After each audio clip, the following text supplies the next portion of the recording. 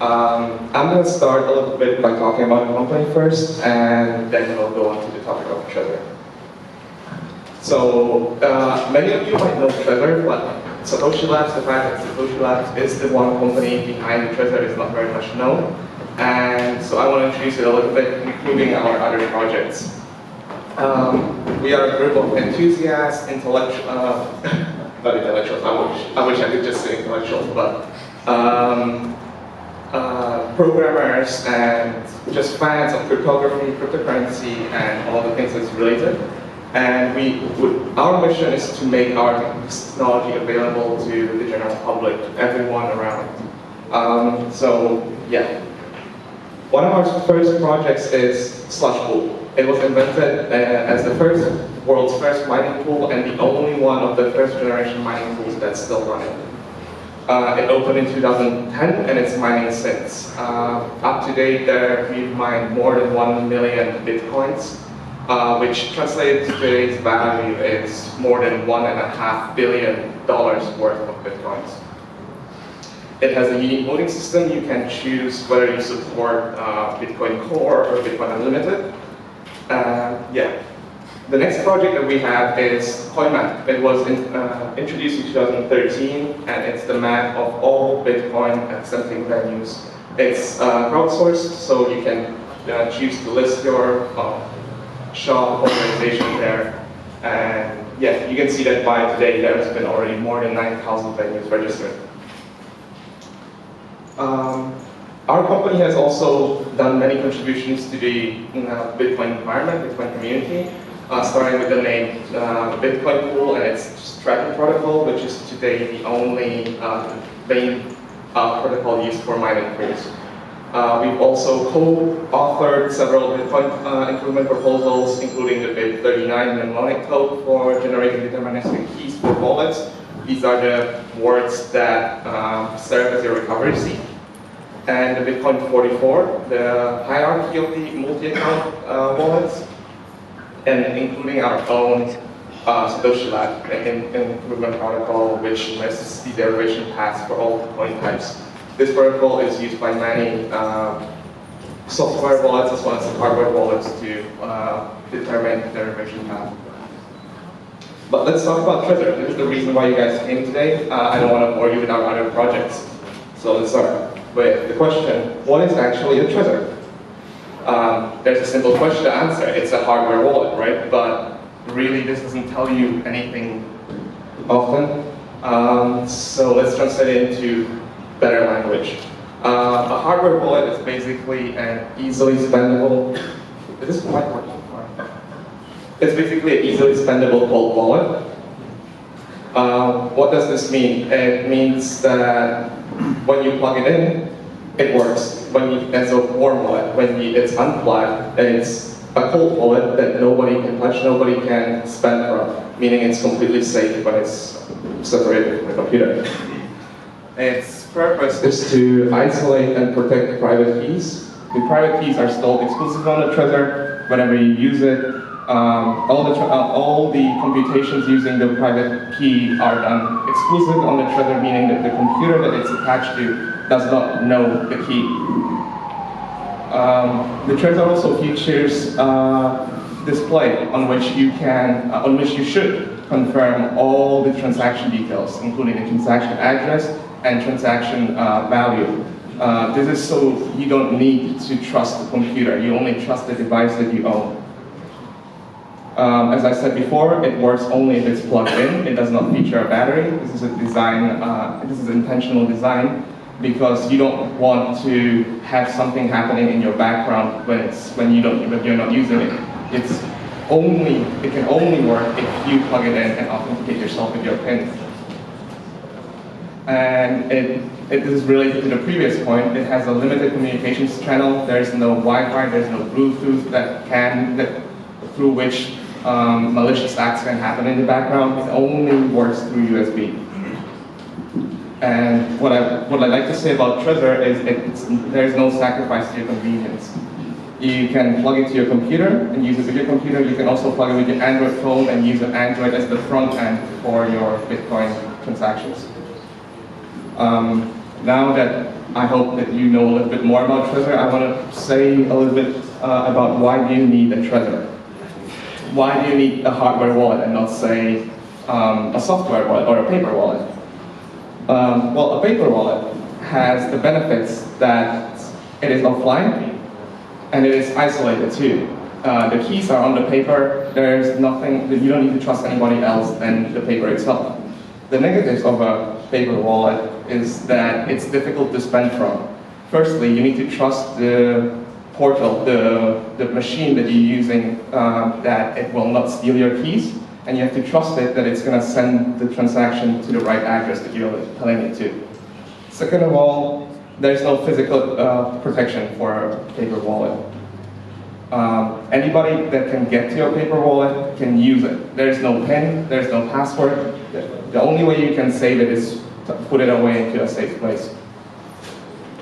Compared to online exchange wallets, the positive of them are that you can change between separate currencies easily. You can change from USD to Bitcoin, from Bitcoin to Ethereum, without any waiting times, without any transaction delays. The negatives of this is very related. It means that you don't actually own those Bitcoins that you put on those exchanges. You are trusting the exchange that it will give you your Bitcoins back whenever you ask for it. You're trusting that they have enough money to pay you if you ask for it tomorrow or today that you need them. This also means that your Bitcoins, your money is subject to exchange availability. It means that the exchange cannot just close down, which is happening today. Exchanges go offline, exchanges face DDoS attacks, exchanges face problems with withdrawing money, with sending money through normal bank systems, which means that you can only hope that eventually they will pay you out your money. And exchanges are also a very good centralized hacking target. They store a lot of money, and most of hacking, or if not all the hacking cases in the Bitcoin world, target specifically exchanges. And then we have the most available wallets, which you probably have on your phones right now, which is the software wallet. The positive of them is they're convenient. You own the keys, so you have all the maximum ownership of them. But on the other hand, software wallets are also targets of software hacks. They're targets of bugs. That a virus can attack your phone as well as it might attack your computer. A virus or a malware can steal your keys from the computer and then spend your coins, steal your coins through that. If we can learn anything from the recent ransomware case, the ransomware can also encrypt your computer and demand money from you in order for you to get access to your wallet again. Trezor mitigates all of these negatives and mainly features the positives of those wallets that I've mentioned just now. There's a physical protection for Trezor, which means you have to enter the PIN before you can use it, and additionally a passphrase. A PIN is something similar that you have with your credit cards or debit cards, so you're pretty much familiar with that.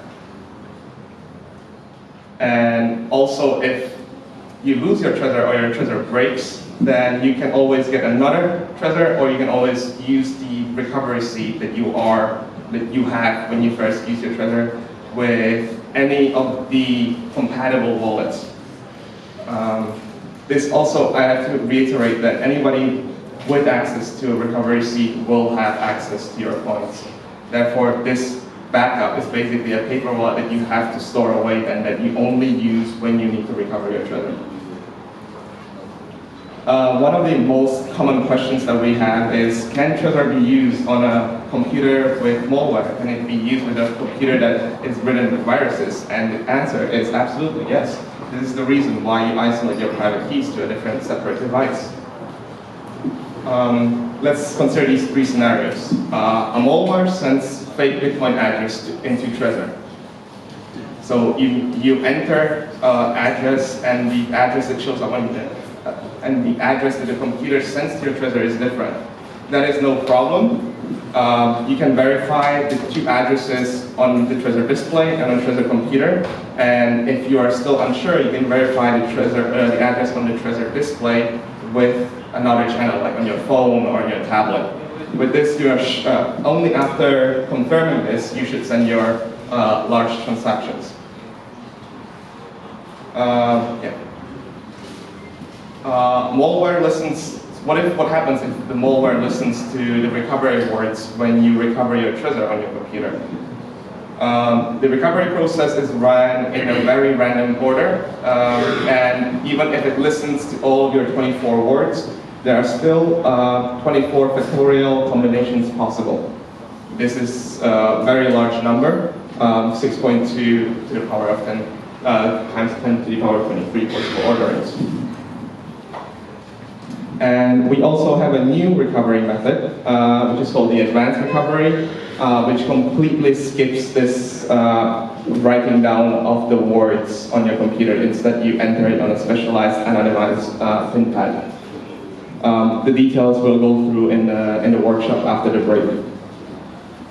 What happens if the malware updates the device, the Trezor, with evil firmware that steals your private keys, your seed? This is not an issue because Trezor will wipe the device if the signature of the firmware is not the one that SatoshiLabs signed. And it will display the warning at the boot of the device so that you know that your Trezor is not running the official firmware. So this begs the question, am I absolutely safe if I have a Trezor? Yes, but there are always, as with all security devices, there are always some precautions that you have to take and you should make. Write down the recovery seed at initialization of the device and store it away safely into I probably wouldn't put it under my bed. I probably would not put it on the table in a book or in a wallet. Put it, I don't know. I don't want to reveal my place where I put my recovery seed. So yeah.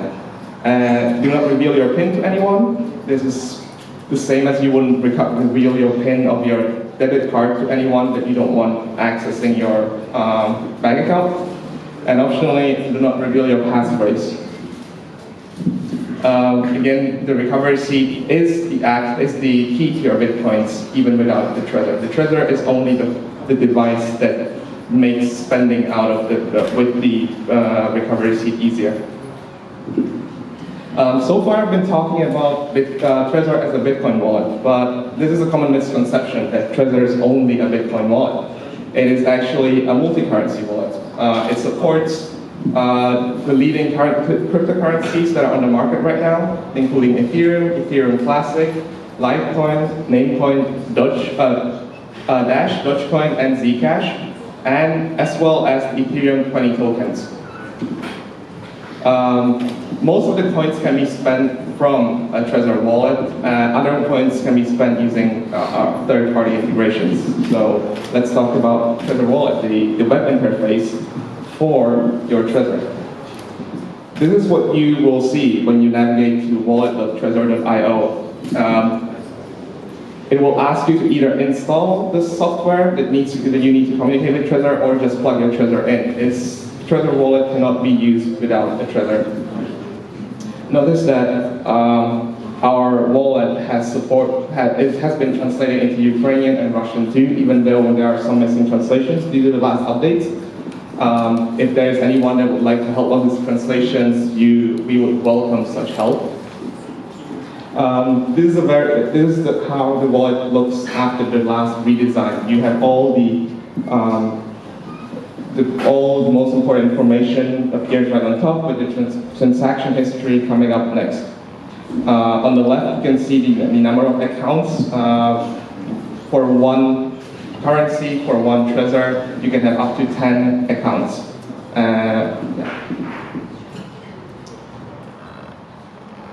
More than that. Trezor Wallet is the program that primarily communicates with Trezor. Trezor, it sends Trezor the transactions that are supposed to be signed, And Trezor signs it and sends it back to the web interface, and then that web interface sends it and broadcasts it so that the transaction can be mined by miners and added into the blockchain. What Trezor wallet does not do is that it does not hold the private keys to your account. Only Trezor holds those private keys.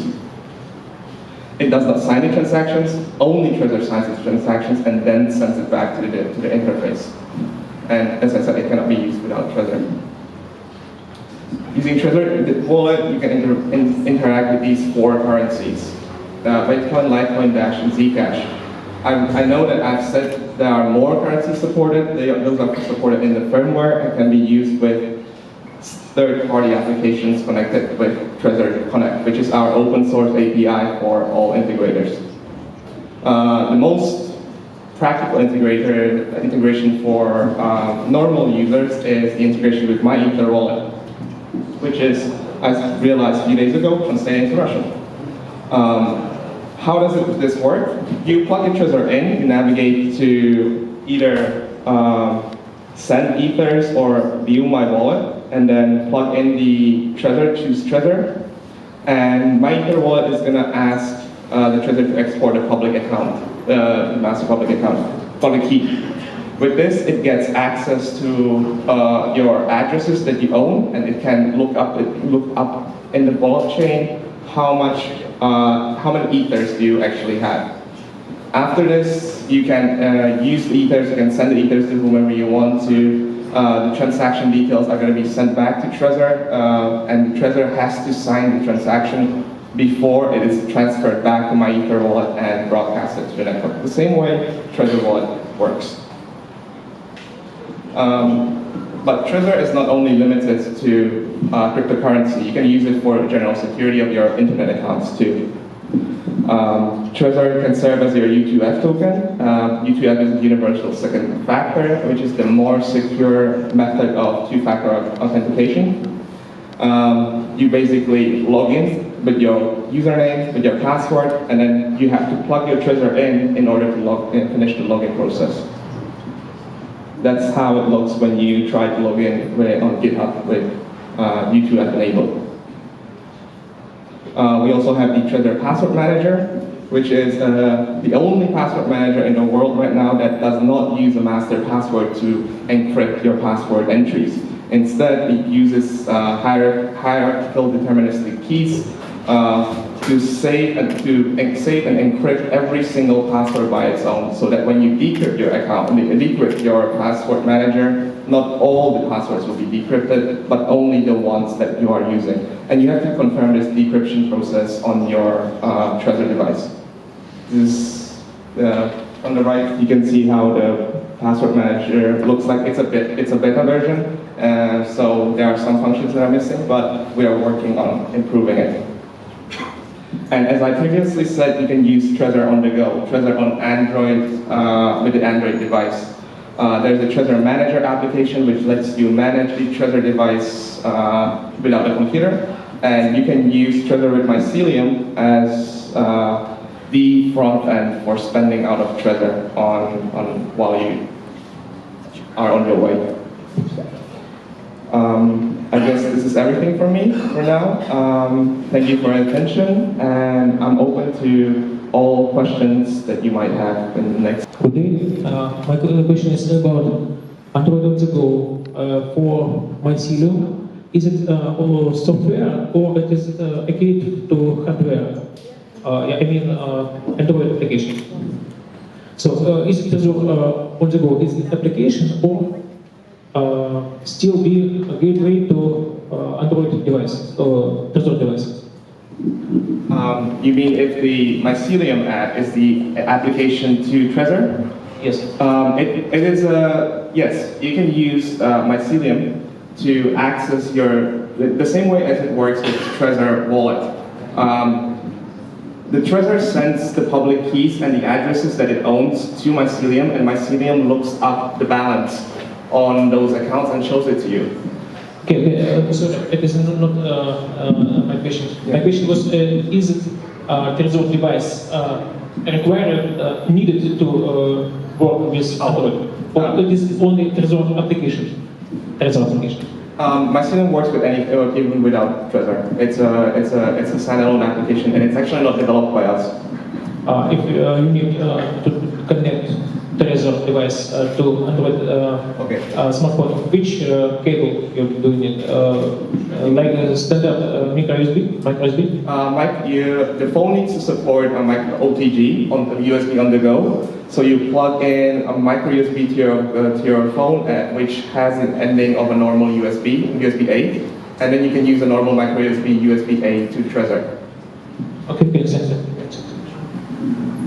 Еще вопросы?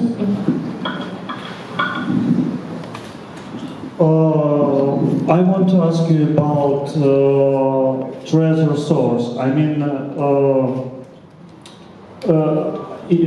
as I understand, the Trezor is closed source hardware and software, and then we need to trust SatoshiLabs to use it because we can create exploit in your device, and we cannot verify it. Yes, I did not mention this in the presentation because this was more about the device, but Trezor hardware source, Trezor software source, and Trezor bootloader source is all open source, and you can browse it on GitHub. It's been open source ever since the device was invented, and all the developments, you can actually see them online. We have two main repositories, SatoshiLabs and Trezor. So if you go to github.com/SatoshiLabs or github.com/Trezor, you can see all the comments and firmware development. Which cryptocurrencies you plan to add to Trezor? I mean, which new cryptocurrencies except those that you have? Well, there are two. This is a little bit more complicated answer. First of all, we are open to new cryptocurrencies to add their support into Trezor, but we do not have the manpower as of this moment because we are working on the next generation Trezor, the Trezor 2. So we ask the cryptocurrencies, the developers of those cryptocurrencies, to fork the open source repository and add their support into our code, and then we will review the code, we will see if it's working effectively, and then we can add it into our framework. But in general, since we are working on Trezor 2 right now, the best recommendation would be to wait for the Trezor 2 to be finalized because we have a new system that runs on the Trezor 2, which will be more open for integrations, and it will be easier, let's say. So what do we do with these Trezors we bought today? Trezor 1 is going to be supported. It's not. It's going to be continued to be sold along Trezor 2. It is absolutely not outdated. It follows a different philosophy. Trezor 2 is more for applications. It's more open. Trezor 1 is the secure wallet that primarily a wallet. Hi. There was an issue with sidechain attack in firmware versions. So my question is, are we safe now against the sidechain attack, and what other dangerous attack vectors should we face and should we expect? What's your advice? The sidechain attack, I think you're mentioning the oscillator. That's right. Yeah. That was actually discovered by Jochen Hönnecke, a security researcher at a German university. And since he discovered it, we fixed this problem, obviously, immediately, and we hired him to do security verifications of the device. Of course, so as of the moment, there are no known attack vectors, and we work hard on discovering them before they even come out. As for the other attack vectors, I've listed the 3 points in my presentation, and those are the ones that the user have to be aware of. Good, thanks.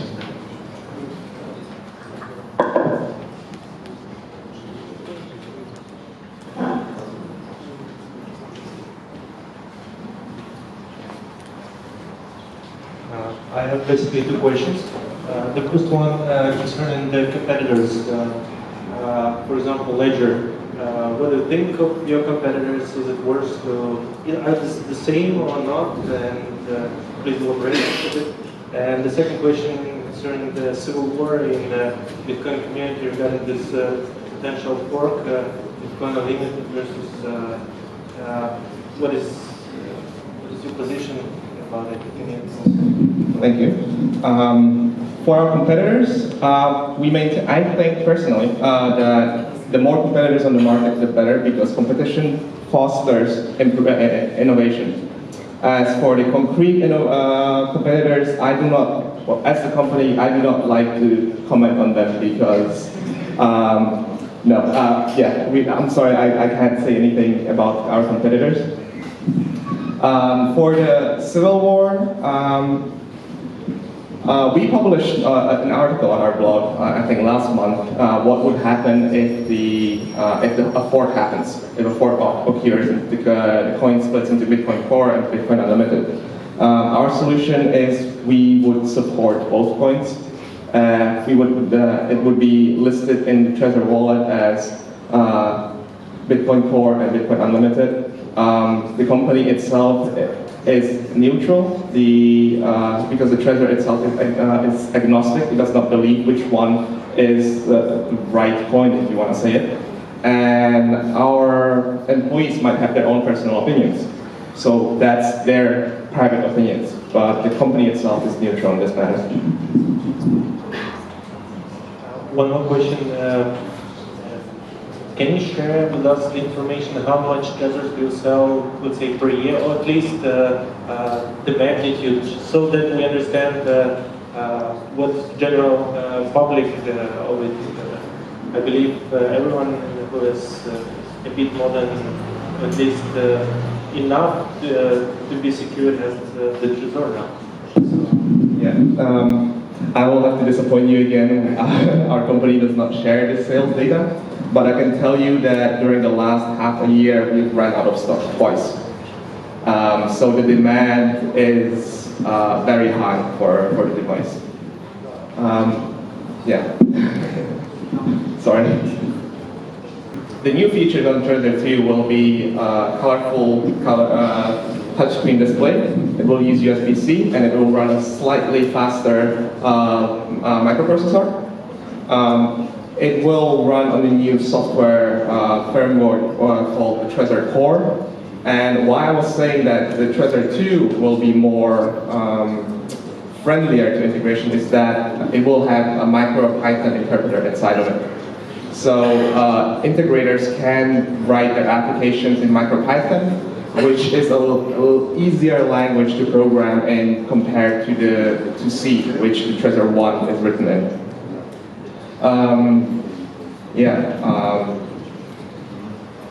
The Trezor 2 will officially support third-party firmware, for example, for integrators that want to implement their support in Trezor 2. They will have to ask us for a firmware header, which we will sign for them and vouch and then say that this developer can officially issue firmware under his name, and that firmware can then be installed on the Trezor 2. As this will be a more multifunctional device, the Trezor 1 still retains its space as the secure original hardware wallet will be maintained, will be supported, and will be sold on.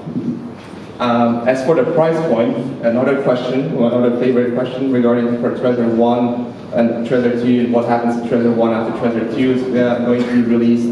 We don't have a decision regarding that, but it should stay around the same price point as the Trezor 1 is right now. It should not be something like $200 or $300 for the device. I guess that's all I have to say right now. Let's wait for the pizza.